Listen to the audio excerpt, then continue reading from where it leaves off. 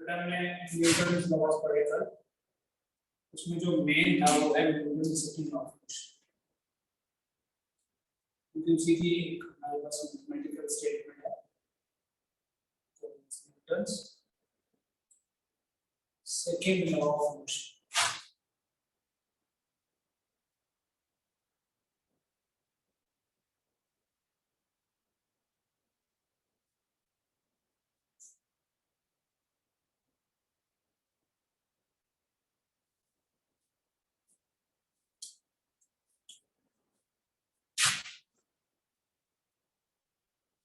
Full form में अगर लिखना है हमें right F equals to d by dt of P, and इसको हम लिख सकते हैं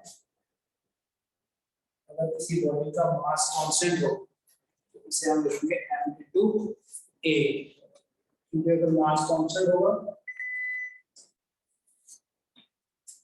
तो d by dt in terms of rectangular components.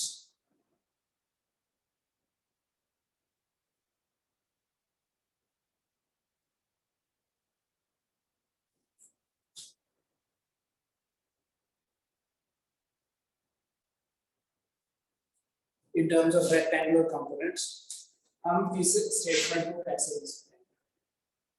इसे आप वेक्टर फॉर्म भी बोल सकते हैं, कंपोनेंट फॉर्म भी बोल सकते हैं। बेटा अगर आपके पास कोई वेक्टर है,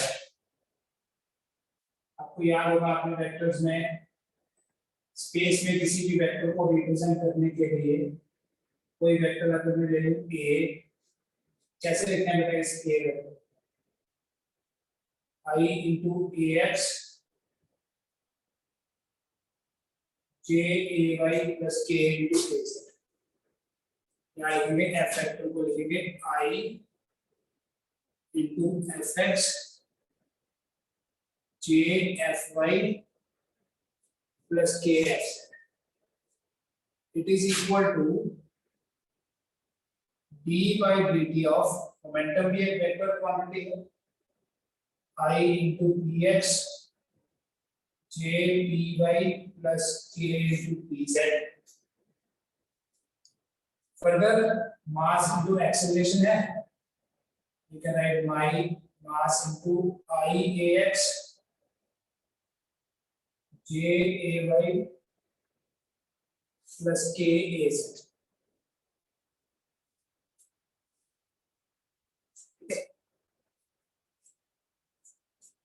बेटा अगर फोर्स के तीन कंपोनेंट्स हैं, मोमेंटम के तीन, स्पेस की बात कर रहे हैं, एक्सीलरेशन के तीन कंपोनेंट है, मास के तीन कंपोनेंट होते हैं।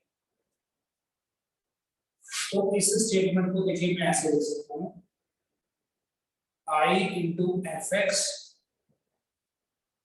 plus j fy plus k fz is equal to I into d by dt of px plus j into d by dt of py plus k into d by dt of pz, and this can also be written as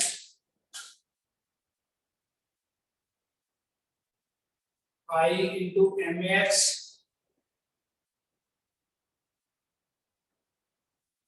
jmy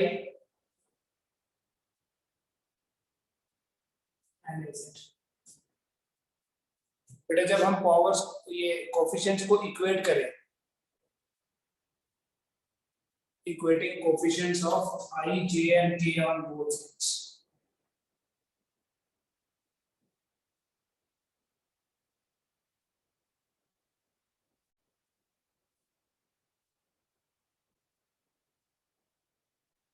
दोनों sides में हम I, j और k के coefficients को अगर equate कर रहे हैं तो देखो जहां I का कोफिशिएंट है fx, therefore fx is equal to, यहाँ I का कोफिशिएंट है d by dt of px, d by dt of px, यहाँ I का कोफिशिएंट है m into ax,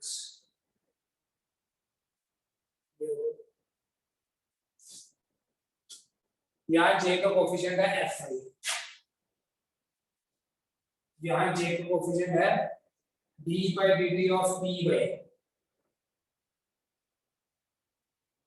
और यहाँ J का कोफिशिएंट है m into K।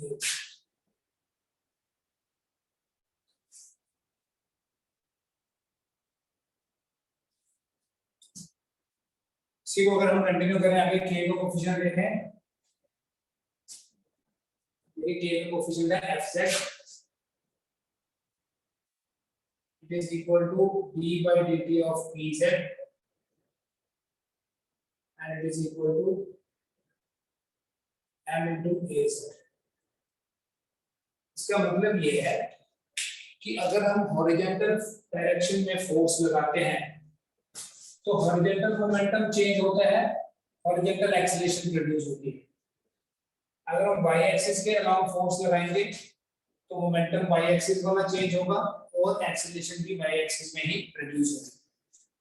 अगर हम फोर्स लगाएं along z axis, momentum along z axis, acceleration along z axis.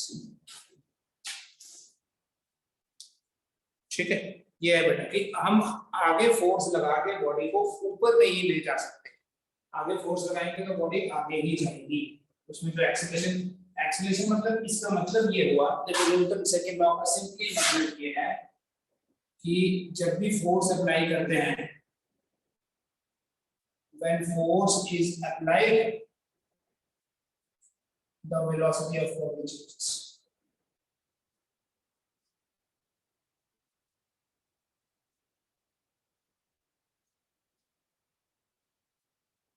Force apply करने से बॉडी की वेलोसिटी चेंज होती है एंड यू नो कि जब बॉडी की वेलोसिटी चेंज होगी इसका मतलब होता है acceleration is produced.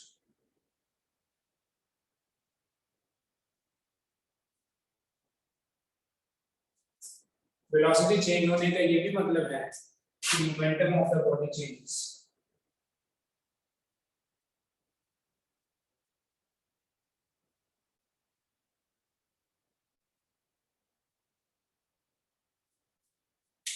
Force apply करने से बॉडी की वेलोसिटी चेंज होती है, वेलोसिटी चेंज होने से मोमेंटम चेंज होता है और वेलोसिटी चेंज होने से acceleration. So force is a cause of acceleration या force is a cause of change in momentum और चेंज इन वेलोसिटी। ये है Newton's second law of motion.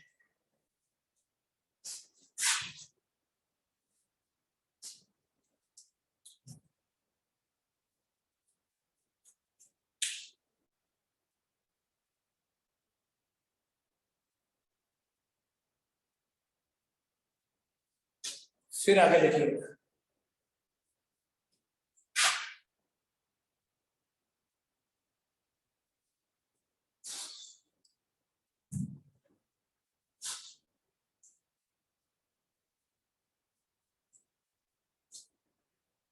अब एक और फिजिकल क्वांटिटी की बात करेंगे। This physical quantity is called as impulse. Impulse बेटा इफेक्ट है, it is an effect of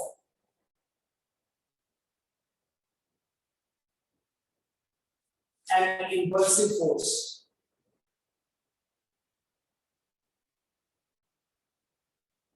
किसी इंपल्सिव फोर्स के इफेक्ट को इंपल्स बोलते हैं। It is an effect of some impulsive force. Impulsive force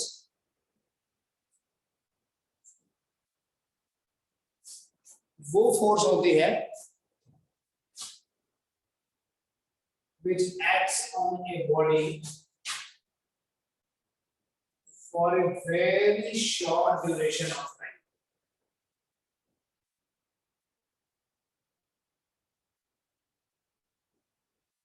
impulsive force वो होती है जो किसी बॉडी के ऊपर एक्ट करती है for a very short duration, थोड़े से टाइम के लिए एक्ट करती है बॉडी के ऊपर। Force which acts on a body for a very short duration of time. जैसे अगर हम एक नेल को हिट करते हैं हैमर के साथ, आपको पता है नेल के और हैमर के बीच में जो कांटेक्ट होगा वो कांटेक्ट बड़े थोड़ी देर के लिए होगा। जैसे हैमर से इसको हिट करेंगे या एक बैट को हिट करते हैं बॉल के साथ, बैट है बॉल को हिट किया तो बैट और बॉल के बीच में जो कांटेक्ट होता है वो कांटेक्ट बड़े थोड़े से टाइम के लिए होता है। उस थोड़े से टाइम में बैट के कारण जो बॉल के ऊपर फोर्स लगती है उस फोर्स को इंपल्सिव फोर्स बोलते हैं और इस इंपल्सिव फोर्स के इफेक्ट को इंपल्स बोलते हैं। हमने जैसे दीवार पे कोई कील लगाना है, हैमर के साथ हिट करेंगे उसको तो हैमर के बीच में और इस कील के बीच में जो कांटेक्ट है वो थोड़ी देर के लिए होगा, उस थोड़ी देर के लिए फोर्स लगेगी, उस फोर्स को बोलते हैं इंपल्सिव फोर्स। ठीक है, ऐसी फोर्स तो किसी बॉडी के ऊपर थोड़े टाइम के लिए एक्ट करती है उस फोर्स को इंपल्सिव फोर्स बोला जाता है। ऐसी फोर्स जो किसी बॉडी के ऊपर थोड़े से टाइम के लिए एक्ट करती है उस फोर्स को इंपल्सिव फोर्स बोलते हैं। ठीक है, और इंपल्स उसका एक इफेक्ट है। Impulse is defined as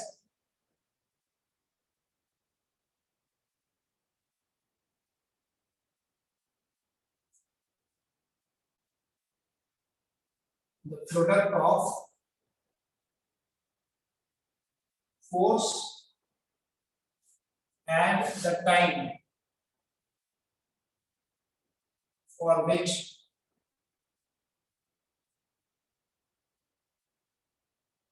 the force acts on it.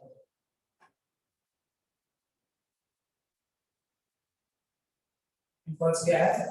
It is the effect of force and the short time for which the force acts on the body. J से represent करते हैं बेटा, इसको लिखते हैं F into delta T. Delta being small time. Delta T is the small time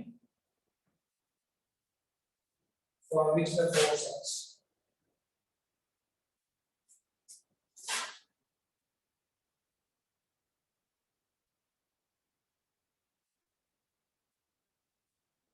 वो थोड़ा सा टाइम जितनी देर के लिए बॉडी के ऊपर फोर्स लगती है उस स्मॉल टाइम को डेल्टा टी बोलते हैं, डेल्टा टी से रिप्रेजेंट करते हैं।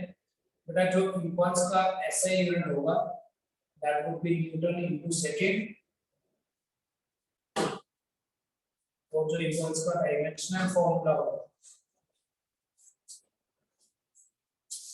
देखो डायमेंशनल फॉर्मूला इंपल्स का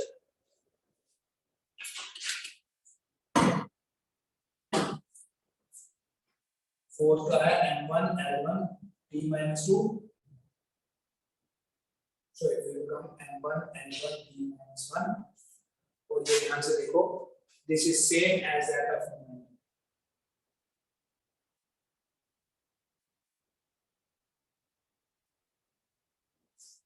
Impulse and momentum have same dimensions.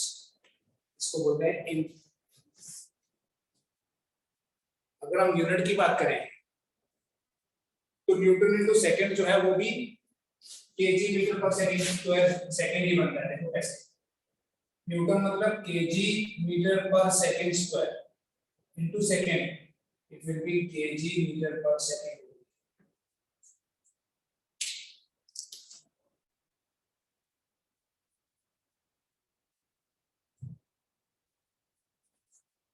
Impulse और मोमेंटम के सिर्फ यूनिट्स और डायमेंशन सेम नहीं है, KG metre per second momentum का था यूनिट, यहाँ इंपल्स का है, सिर्फ इनके यूनिट सेम नहीं है बेटा, डायमेंशंस भी ऐसा नहीं है कि यूनिट्स और डायमेंशन ही सेम है। There is a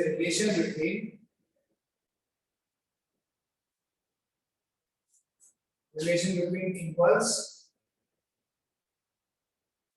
and momentum। Impulse और मोमेंटम के बीच में एक मैथमेटिकल रिलेशन है, इस मैथमेटिकल रिलेशन को बोलते हैं impulse momentum theorem. There is a mathematical relation between impulse and momentum, which is known as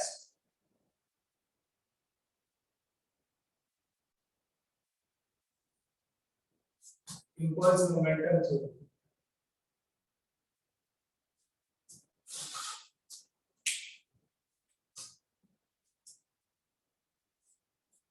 statement लिख लेता हूं बेटा, पहले फिर इसको जस्टिफाई करते हैं। impulse momentum theorem की statement क्या है? The statement is impulse acting on a body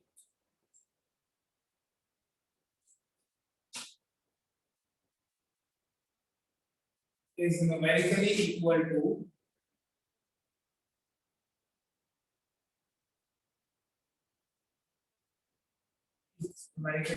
the change in momentum of the body.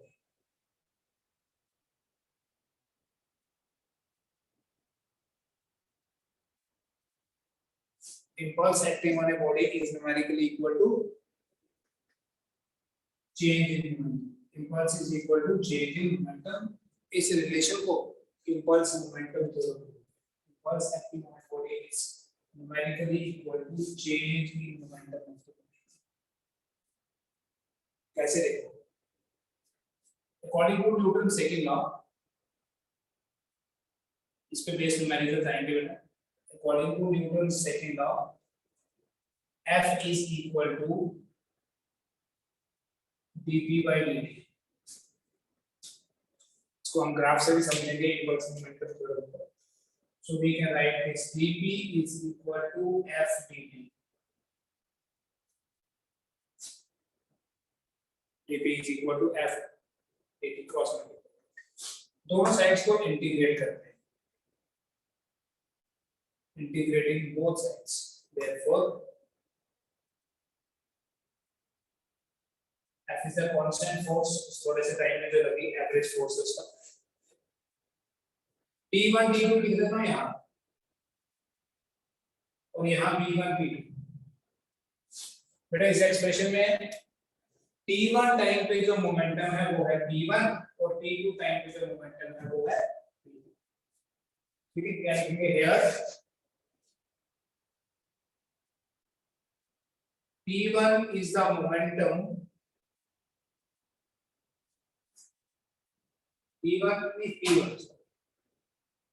P1 is the momentum at time T1 and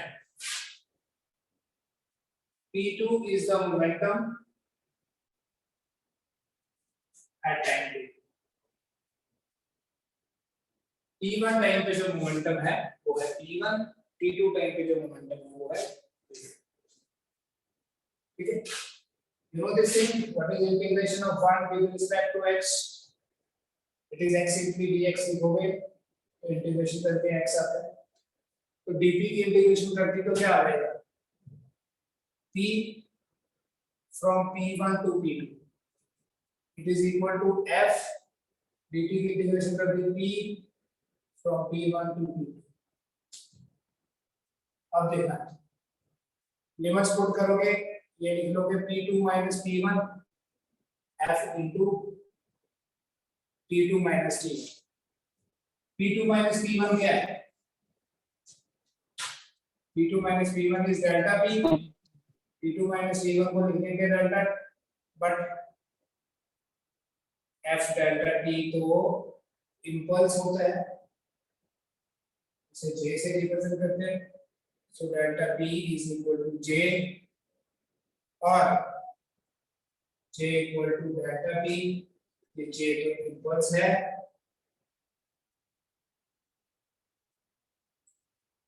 delta p is j.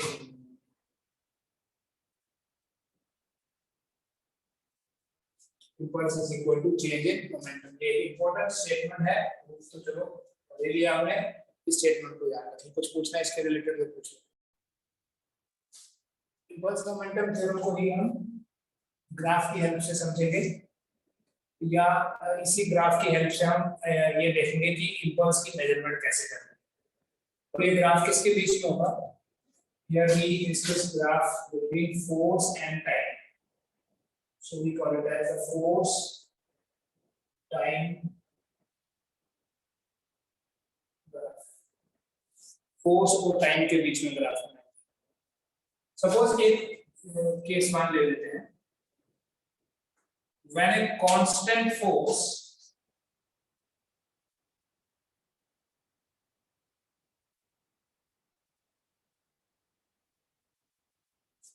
acts on the body.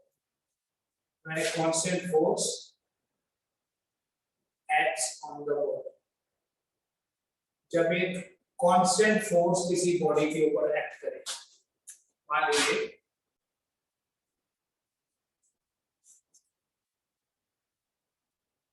कि along x axis हम ले लेते हैं time, along y axis we take force, और ये constant force है। तो ऐसी फोर्स जिसका मैग्नीट्यूड टाइम के साथ चेंज नहीं होगा, कहीं से स्टार्ट करो ऐसे किसी टाइम t1 पे हमने फोर्स लगाई और t2 तक वो लगाते ही चले गए, फोर्स के मैग्नीट्यूड को चेंज नहीं किया, तो इस फोर्स को हम बोलेंगे कांस्टेंट फोर्स। अगर ये t1 और t2 बड़े पास पास है, ये देखो ये रेक्टेंगल बन गई हमारे पास, ठीक है। Let us take these points as a b c and d। इस रेक्टेंगल का एरिया कितना होगा? एरिया ऑफ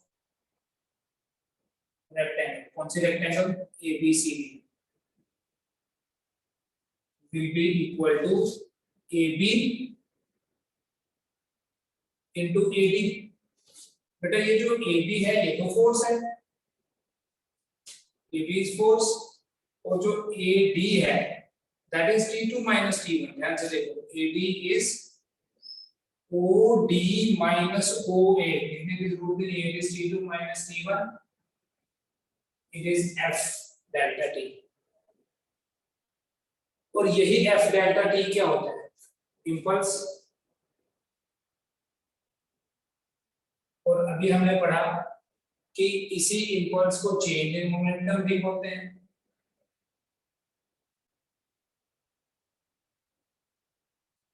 जब हम क्वेश्चंस करेंगे तो इसको यूज करेंगे। अगर हमें फोर्स और टाइम के बीच में कोई ग्राफ दिया होगा, उस ग्राफ के अंदर जो एरिया होगा वो एरिया क्या रिप्रेजेंट करेगा? जैसे आपने पढ़ा था वेलोसिटी टाइम ग्राफ के अंदर जो एरिया होता है वो डिस्प्लेसमेंट को रिप्रेजेंट करता है। बिल्कुल वैसे ही याद रखो, फोर्स और टाइम के बीच में जो ग्राफ है, उस ग्राफ के अंदर जो एरिया होगा दैट रिप्रेजेंट्स इंपल्स, और उसी इंपल्स को चेंज इन मोमेंटम भी। अगर वेरिएबल फोर्स होगी,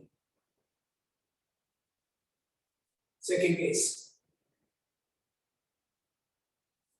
when the force is variable,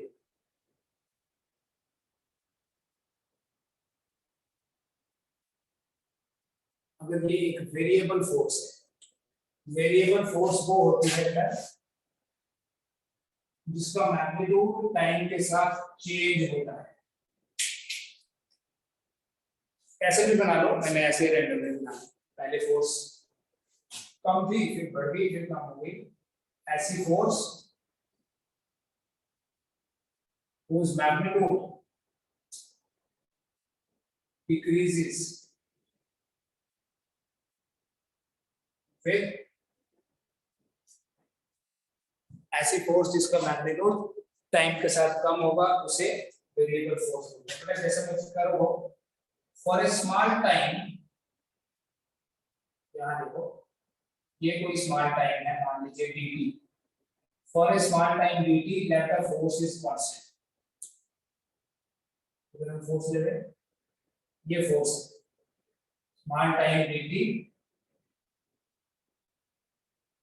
let the force is constant for a small time dt let the force F लिख दिया मैंने इसकी वैल्यू, ये स्मॉल f remains constant।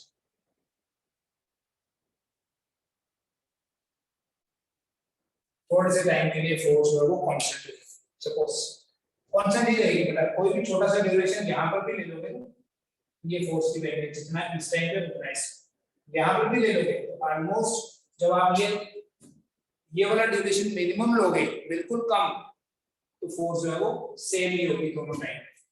इसलिए for any small interval of time हम force को constant present कर सकते हैं। तो अब ये एरिया कितना होगा? ये छोटी सी स्ट्रिप बन गई। नाउ एरिया ऑफ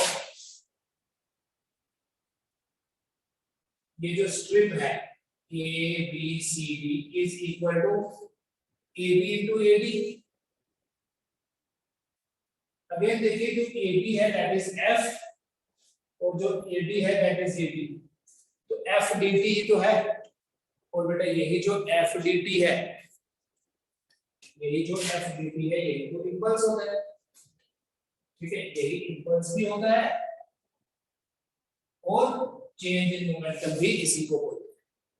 सो दोनों का एक कॉमन कंक्लूजन देखो क्या है, चाहे कांस्टेंट फोर्स हो चाहे वेरिएबल फोर्स हो। जैसे यहाँ की बात करूं, अगर मैं यही इंटरवल यहाँ ले लेता तो ये सिचुएशन होती, यही यहाँ ले लेते तो इस स्ट्रिप का एरिया इस स्ट्रिप का एरिया, तो total change in momentum is equal to total change in momentum is equal to total area under the curve.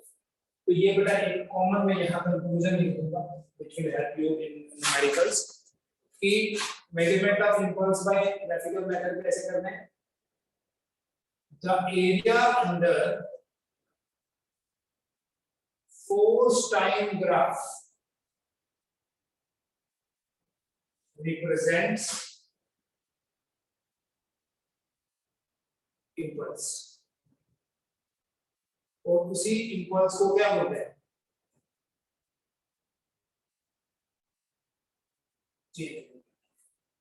जब भी आपको फोर्स और टाइम के बीच में ग्राफ दिया होगा उस ग्राफ के अंदर जो एरिया होगा वो इंपल्स को रिप्रेजेंट। तो इंपल्स क्या होता है बेटा, फोर्स इनटू टाइम। आपने ये डेफिनेशन तो पहले भी देखी थी बट ये उसका डिटेल्ड एनालिसिस आ गया, ठीक है। It is the short time for which the force acts, delta T या dt से रिप्रेजेंट करते हैं, ठीक है। और impulse into time, sorry force into time या चेंज इन मोमेंटम एक ही बात है, ठीक है। इसी को हम ऐसे भी लिख सकते हैं F into delta T is equal to M into Vf minus M into Vi। ये क्या किया देखो, यहां पर अगर मैं इसको लिखूंगा PF minus PI। What is PF? Final momentum. PF is equal to M into Vf. It is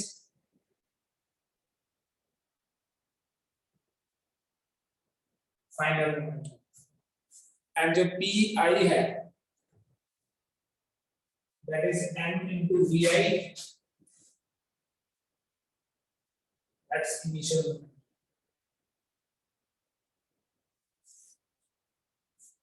ठीक है। Final momentum is M into Vf, initial momentum is M into,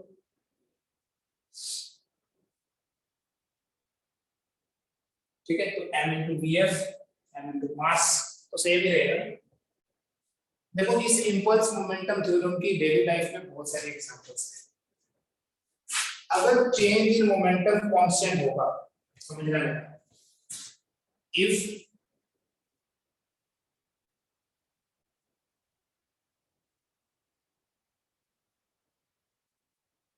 change in momentum is constant, momentum में जो change हो रहा है वो अगर constant है तो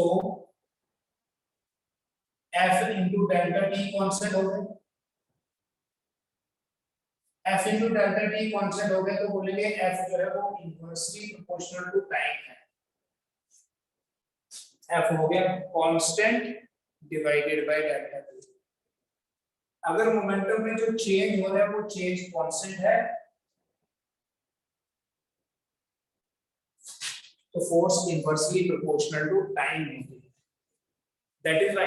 देखिए एप्लीकेशन या इसका एक कॉन्सिक्वेंस देखो, जब एक क्रिकेटर बॉल को पकड़ता है तो बॉल को पकड़ के वो हमेशा हाथ को पीछे लाता है, वहां भी रख सकता था, वहां रखेगा तब भी बॉल रुकेगी, यहाँ लाएगा तब भी उसका पर्पस क्या, बॉल को रोकना ही है।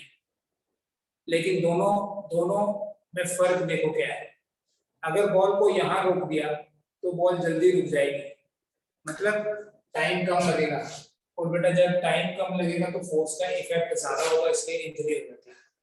तो while catching a ball a cricketer always pulls his hand backward, क्या करने के लिए, टाइम को बढ़ाने के लिए, टाइम जब बढ़ेगा तो फोर्स का इफेक्ट जो है वो कम हो जाएगा।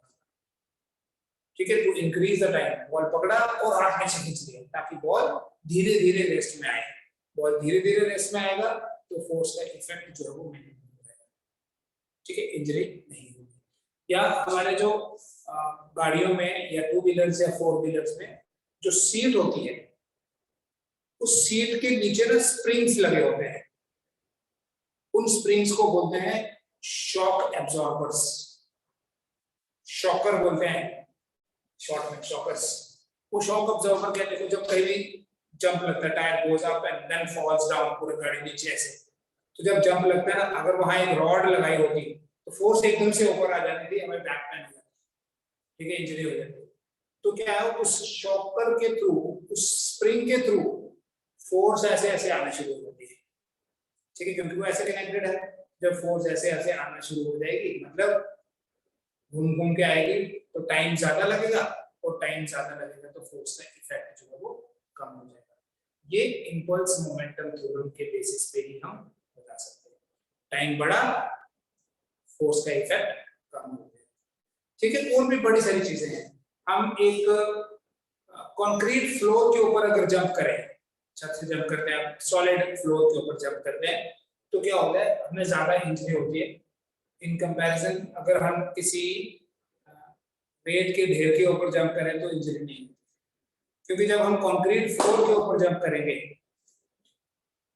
कंक्रीट फ्लोर के ऊपर जंप करेंगे, बॉडी एकदम से रेस्ट में आ जाएगी, टाइम कम लगेगा, और जब टाइम कम लगेगा तो फोर्स आता है, और वो फोर्स इतनी ज्यादा भी हो सकती है कि वो बोन सी ब्रेक हो जाएगा, रुक जाती है, पता नहीं। ठीक है, लेकिन जब ब्रेक के ऊपर आएंगे तो धस जाएगी बॉडी उसमें, तो टाइम लगेगा बॉडी को रुकने में, ज्यादा टाइम लगेगा। बॉडी ने रुकना ही है दोनों केसेस में, लेकिन एक केस में टाइम ज्यादा लगेगा और एक केस में टाइम कम लगेगा। ठीक है, तो जब टाइम ज्यादा लगेगा फोर्स का इफेक्ट कम हो जाएगा, और जब टाइम कम लगा फोर्स का इफेक्ट जो है वो बढ़ जाएगा। ये कुछ पॉइंट्स और आप थ्योरेटिकल हैं, ये आप लिख सकते हैं। दो बोगीज के बीच में बफर्स होते हैं। क्या होता है, जब एक रुकती है तो दूसरी भी रुक जाएगी, लेकिन उसके साथ ऐसे फोर्स है, उसके साथ उसके ऊपर फोर्स हो जाएगा। तो ये बफर क्या करते हैं, स्प्रिंग एक्शन होता है।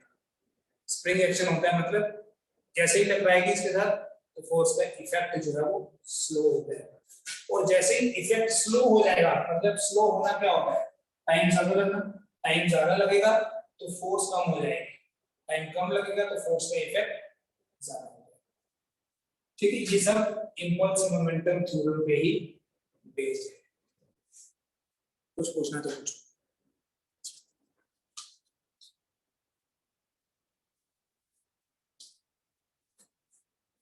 ठीक है, इंपल्स मोमेंटम थ्योरम के बाद ब्रीफली आपको एक स्टेटमेंट और बता देता हूं आज, इसको आप this is called as law of conservation of momentum. ये एक यूनिवर्सल लॉ है, law of conservation of momentum. देखो क्या statement, according to Newton second law,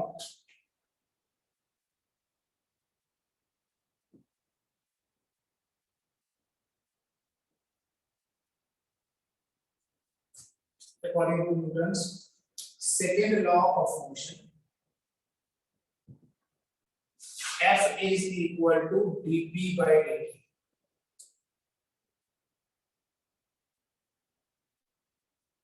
ठीक है, फिर मैं स्टेटमेंट बताऊंगा। अगर F 0 है,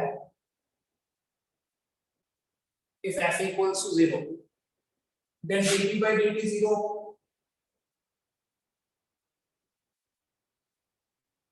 और बेटा अगर dp by dt 0 है तो इसका मतलब p is constant, p is constant। ठीक है, अब statement, in the absence of an external force,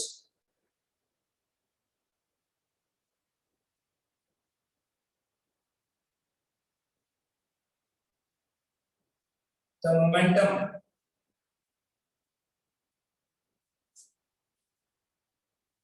force zero है, मोमेंटम ये dp by dt जीरो होने से p कांस्टेंट कैसे हो गया? कांस्टेंट की डिफरेंशिएशन ही तो होती है zero. In the absence of an external force, the momentum of a body remains constant. मतलब in the absence of an external force, the momentum of a body remains constant. इस statement को law of conservation of momentum, या यहाँ तो हम momentum बोल रहे हैं, actually it is called as linear momentum. अगर फोर्स नहीं लगती है, अगर एक्सटर्नल फोर्स नहीं लग रही है, तो मोमेंटम जो है वो कांस्टेंट रहता है, मोमेंटम में कोई चेंज नहीं होगी. और यही स्टेटमेंट आपको पहले बताया कि फोर्स लगाने से होता क्या है? मोमेंटम चेंज होता है. अगर फोर्स नहीं लगाएंगे तो मोमेंटम चेंज नहीं. तो अगर कोई एक्सटर्नल फोर्स नहीं है, in the absence of an external force, the momentum of a body remains constant.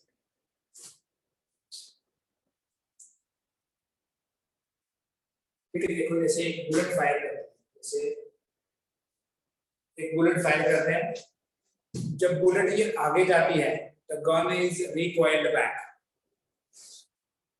ये मान लो बुलेट का मास m है और जिस वेलोसिटी से बुलेट आगे गई दैट इज v, गन का मास है m और गन की वेलोसिटी है v. तो ये हो गया total momentum after firing. Before firing क्या था? बुलेट अभी फायर नहीं की, बुलेट और गन दोनों रेस्ट पे है. जब ये दोनों रेस्ट पे होंगे तो इनका इनिशियल मोमेंटम होगा जीरो और फाइनल मोमेंटम हुआ बुलेट का m into v, गन का m into v. तो यहाँ से बता m into v आपके पास कैपिटल वाला बन गया माइनस mv. तो capital v is equal to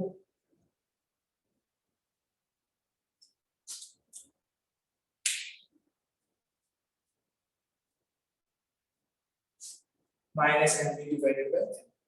ठीक है, यहाँ ये नेगेटिव साइन क्या इंडिकेट करता है?